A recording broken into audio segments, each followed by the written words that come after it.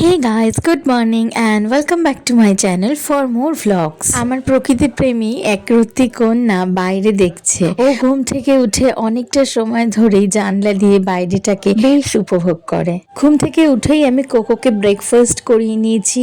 এবার বসে আছি দিদির অপেক্ষায়। দিদি এসে আমাদের ব্রেকফাস্ট বানিয়ে দেবে আর কোকো সেখান থেকে ভাগ নেবে। কারণ কোকো নিজের ব্রেকফাস্টটা তো ঠিক মতো করে না। ও পছন্দ করে আমাদের ব্রেকফাস্টটাই খেতে, আর আমরাও ওকে অল্প অল্প ওর মুখে খাবার দিয়ে দিই, যাতে করে একটা ভালো কি হয়েছে কোনো ঝাল জিনিসে কোকোর কোনো সমস্যা হয় না, যেটাই আমাদের খুব সুবিধা হয়েছে। এই এসি ব্ল্যাঙ্কেটটা অর্ডার করেছিলাম, বেশ ভালো ম্যাটেরিয়ালসটা, লিংক চাইলে শেয়ার করে দেবো, তোমরাও কিনতে পারো।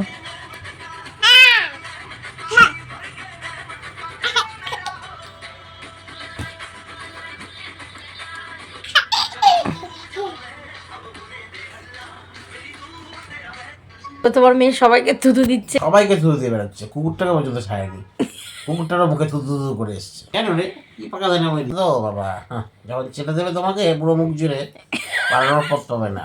কেন রে মানে তুই সবাইকে থুতু দিচ্ছিস কেন এখন? ঠিক নাকি? দেখ তো কিরকম মুখটা না ডান ওর। থুতু দেয় কেউ ওকে? বাবু তোমার থুতু দিয়েছে মনে হয়। আবার কি যেন ব্যথাও দিয়ে এসছে। হ্যাঁ, কান ধরে মুলেছে বাবুর। বাবুর কানগুলো কি সুন্দর বড় বড়। খেলোয়াড় জিনিস সে লাগতেছ না, কবাডিতে তোমাকে এমনভাবে পরাস্ত করবে না, কবাডি।